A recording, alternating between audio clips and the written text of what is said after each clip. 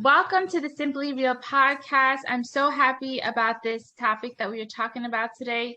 Our gender, race, ethnicity, socioeconomic background, and lifestyle all really intersect to shape the opportunities, but also the challenges that we face. We've all experienced some level of this. Maybe being a girl meant you couldn't play football. Or being an exchange student maybe meant you couldn't get into the class you wanted. How we choose to respond to these stigmas, no matter which side of the spectrum that you're on, really makes a difference between empathy and tolerance. Today, we're talking about how companies may be choosing to respond to the LGBTQ community in the workplace. It could be a fine line between empathy and tolerance. Welcome to our special guest today, Samuel. I'm so happy to have you aboard. I also have Bianca Evertsz with me, my co-host. I'm so happy to have you both here. Thank you for joining me. Samuel, we have so much to talk about today, and I want you to just start off by telling us who you are as a person, as an individual, and thank you again for joining the Simply Real podcast. Thank you. Excited.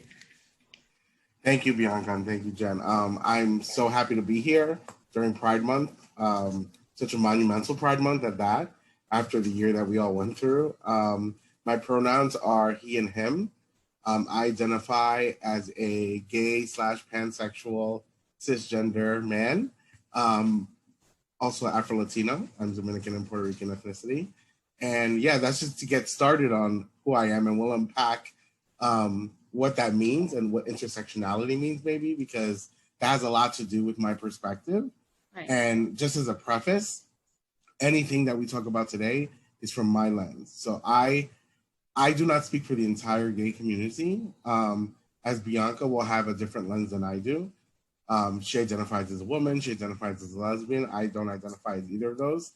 So just because, we are coming in from the same community per se, we don't have the same lived experiences. So anything that I'm talking about today will be through my lens. So just want to put that disclaimer. No, that makes perfect sense. Perfect sense. And Bianca, I know you've been with the Simply Real podcast for a while, but please go ahead, reintroduce yourself.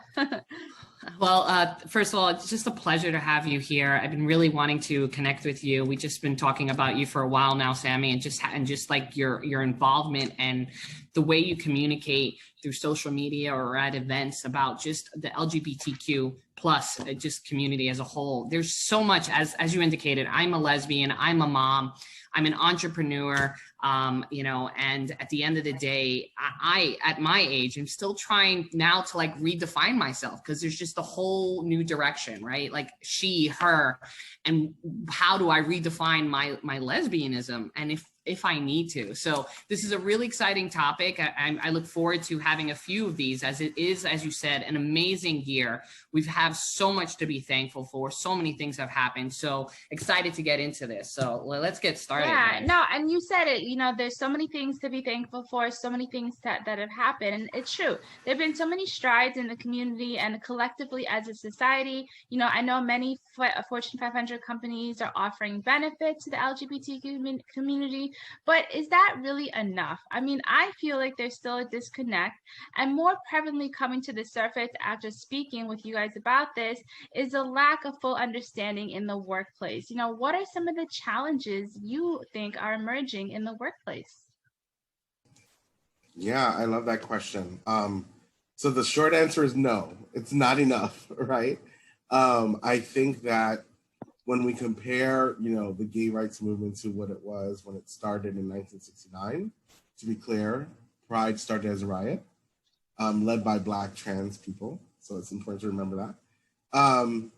Compared to that, of course, we have more rights, more liberties, a better place in society, more respect, right? But a lot of it is surface level. You might have heard the word this year been thrown around called rainbow capitalism, where every major company just throws a rainbow on their logo, and they feel like we stand in solidarity with gay people, right? Right. As soon as July 1st hits, then it's over. The rainbow comes down. So I'm more interested in what companies are doing for gay people from July through May, not necessarily in June. Right. Some other, more granularly, some of the challenges I think that are emerging in the workplace are around language, right? Specifically what to say, what not to say. I think the so-called cancel culture, I'll put that in air quotes, I like to call that really as accountability culture. It makes some companies and some people afraid to learn or engage because they're afraid of making mistakes. Right. And I get that. That makes sense. They're afraid of the unknown, and they're afraid of the unknown, right? And they don't want to offend you, right? Like they don't want to say the wrong thing. But having said that, we will never progress if we don't, ask those tough questions Exactly. and leave the opportunity to sometimes offend, right? I always like to do the oops ouch method, right? So if I say something that after I said it, I know doesn't sound right, I'll say, oops, that was a mistake. Like I didn't mean to say that. Here's what I meant to say. Or if you hear something that I say that didn't land with you, right? Say, hey, Sammy, ouch. That felt a certain way because I'm a woman and you're a man, and the way you said that made me feel a certain way. That's such a great open approach, Sammy, because I think you're right on it. Like it's about communication and accepting the fact that, we're still every day we're learning as humans. It's a constant learning environment. But I think what is key here is the fact that there needs to be a sensitive approach to how we handle things, and understand that, as we learn, we might step on some toes, but we're understanding that, I don't come from that environment. I'm not knowledgeable.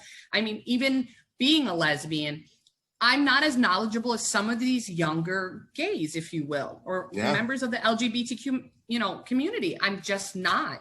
I came to realization with this summer, like a couple of months ago, and you and I had this talk, like, what am I? What do I identify with? Like, what does that mean? And so I think it's just so important to really kind of understand that, yes, we are approaching a new era. Yes, it's, if you want to call it an awakening, and there's awakening of sensitivity, an awakening of community, an awakening of just human rights, and just being able to relate or at least attempt to understand one another, I think is key. Right. Yeah. And it's interesting because you're saying like it's hard to identify. I think even as a regular individual person, for me, it's hard to identify. I can't identify myself half the time. I have Parkinson's. I'm Indian. I'm from Trinidad. Like, what do I say? How do I say things? So, and I understand that difficulty. And like you guys were saying, the word that reflect the workplace culture. How do we make that stick? How do we make it an inclusive environment that the workplace understands that, and that we feel valued and we feel belonged as an individual and as a culture? How is that happening together? How do we make that glue? Yeah, I think it goes back for me back to language again. Like words matter, right? Right. Each company, I think all the companies, no matter where you work for profit, not for profit, we all need to take a look at our recruiting strategies and start from even the applications. Are those inclusive, right? Does the job application use language that has gender coded terms or binary terms, like just male and female?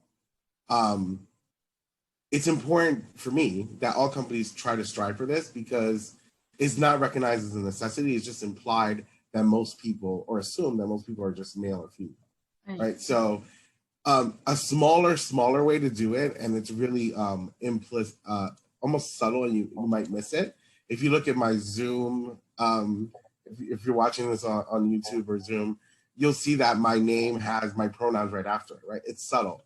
But if a trans person were to join this conversation right now, they feel welcome to be themselves. Why? Because I'm announcing, I'm showing my pronouns, and I'm welcoming you to share yours. This is a safe space.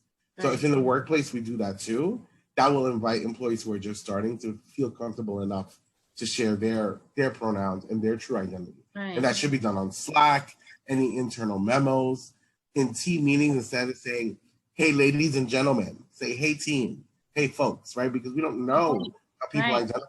No, absolutely. Small little things can mean a big deal. Yeah, so what I'm hearing, and this is what I want to know, is that maybe that training and implementation needs to begin at the corporate level, because like you're saying, some people just don't know the proper way to handle situations because it's unknown to them. They don't understand the situation. So is there a way to help employers navigate that? Should they be implementing this, or are they already implementing this at the corporate level? I don't know. I'm not knowledgeable enough about that to know if that's happening, or should it be happening? Yeah, I think it's important for companies to do this. And I think some companies are better than others. I think, again, thinking about last year, it was a catalyst for a lot of things, right? For racial equality and for just awareness of what things should be done. But yeah, training is important, right? I feel like training is important, but it's not just like a one and done, right? It's not like we're gonna have this training when you start with our company and then we're never gonna talk about it again. Because that becomes like out of sight, out of mind, right? Especially as turnover happens, right? So if you're gonna do a training, right, it should be like an annual discrimination training, an annual sexual harassment training, an actual inclusivity training, right? That way it keeps it top of mind, reminds employees that this matters to the company, right? We're putting money behind our mouth and we're saying, these are the areas where we need you to understand. If you violate anyone racially, sexually, or because of their identity, it's as no tolerance for that. Yeah, it's definitely. Go ahead, Bianca. You said something really key: inclusivity. Yeah. Let's just kind of let's dive into that for a moment. So me being, I'm just going to be candid here. I'm 40, right? And I've been a professional. I know. I just called it 40 and fabulous. I try to tell myself that every morning. That's what I do. I prep myself every morning doing affirmations with my child, and we're like, we're gorgeous, we're beautiful, we're fabulous, we're intelligent, you gotta keep right? That positive mindset. We're gonna empower the world, right? And as a mom, my goal is to empower my child every single day, so that when she reaches a certain age, she can do it herself and always maintain that level of focus and respect for herself. And as a woman, as a lesbian, as a professional, I've been in my industry. I've been a professional now for over 20 years, and I have to say, we were talking about this for a few minutes. I went on a job interview yesterday, and I realized while I was going to the job interview that this is the first time that I've been in my own genuine skin. And what is the level of inclusivity that I will be accepted once I walk into those doors? How will I be looked? What is their frame of mindset when I walk in? And now that I'm 40, and when you're in your 40s, they say you reach a level of I don't give a, I am who I am. And I have clearly reached that where I'm like, if you can't accept me as how I look, or on one day I want to wear some makeup, which I do, and some days I just want to butch it up. And that's okay. I have never really felt so comfortable in my own skin as I do now. And so I think it's so important, like you said, Sammy, that companies do focus on the necessary trainings and do it more than once in a year, and have special events and support all people, regardless of their skin, regardless of their sexuality, regardless of their religious beliefs, but support everyone. And so I think that that's so important that companies, now that we're in Pride Month, I'm sure let's talk about this, like some companies just put up that flag for their logo and they're done with it, right? I'm not going to name companies, but some companies, hey, mark it in and make money for that month, and you see the shirts and you buy it. I can't say, to me, it's so important to buy certain products from certain companies and certain industries that have been supporting whatever your belief is, whether it's Black Pride or it's Gay Pride. I want to buy from an organization or a company, or support said organization or company financially when they've been supporting me, right? When they've been supporting our battle and our challenges, and have a mutual understanding of that level of inclusivity that's important. So. Yeah, Bianca, like I said before, like I'm more impressed with companies. What are they doing from July through May? I'm not impressed with what they do in June, because they just assume they're going to show up for us in June. And you know what really signals to me when a company is ready to be an ally for the gay community? Will you be willing to separate yourself from clients that are anti-LGBTQ, right? I can name up one organization that I constantly troll. I won't say it here, but it's a place where you can get fried chicken. Now, there's so many places in America to get fried chicken in a fast food kind of way. So if I'm dealing with an organization that's, their client is this major chicken distributor, I'll just say that, when I have the choice to go somewhere else or another company that's not aligning itself with anti-LGBTQ legislation, right? Like they're literally taking the revenue from these sandwiches and creating bills that are currently in Congress to ban people from playing sports, right? Or to take away rights. Like a company needs to take a stance and say, we are intentionally choosing the right thing to do over our revenue. And that's not an easy thing to do. Right. but companies have done it. And I think it takes a lot of education and awareness, like doing what we're doing right now and putting the word out there and having communities and companies realize what's really happening behind the scenes and how they're affecting people. And Bianca, you brought up some really good points before about, going into the workplace as a new person and trying to, how did that make you feel? I know for me, if I had to go for interviews now and I turned 42, feeling 40 and fabulous, just like you, it's definitely a different situation with me also, because I feel a little intimidated walking into the workplace and maybe somebody recognizing me and saying, oh, what's wrong with her? Maybe does she have a disability? Does she has Parkinson's, or what's going on? So it goes, I think a lot of people have those fears walking into a new interview process and trying to be them and trying to develop who they are as a person. And that's challenging enough without all these added challenges on top of it. So this conversation is, so needed. And I think that it's going to open up the eyes of a lot of people in the community. And I do think it's a much needed conversation that can progress and help hopefully keep progressing. Absolutely. Absolutely. And also one quick thing I'd like to add, that it's not just up to like human resources to lead this, right? Because I think that's an assumption a lot of folks make. Leaders at all levels of all companies need to be trained on this first, and then it's their responsibility to push this forward down to the team level. Yeah. Right. And not everyone might like that. Some people may leave the company because they decide that's not the place for them. It's too progressive. Then they need to leave. Not all turnover is bad turnover. Right. Yeah, it's about working together as a community, finding the right solution, finding the right midway balance, and making it work and making it all glue together. We're all different in each and every unique way, and it has to come to a point of an acceptance, and it has to come to a point of unity and transformation. We all have to be the catalyst for change and support each other, no matter what it is that's happening.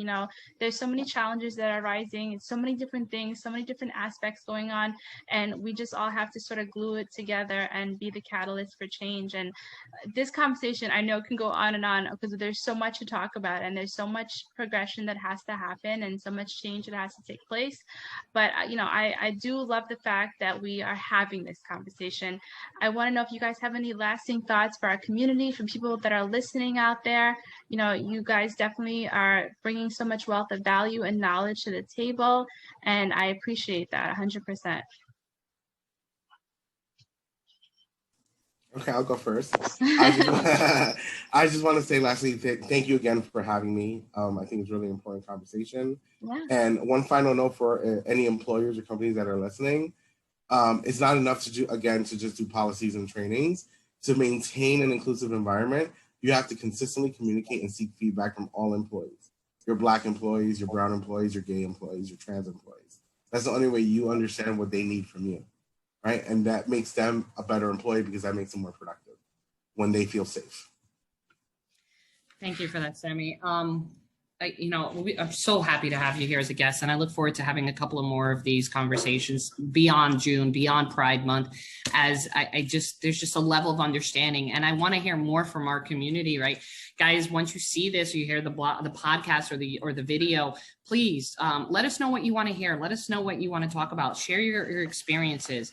I'm still learning, and it doesn't matter what age you are. It doesn't matter what community you come from.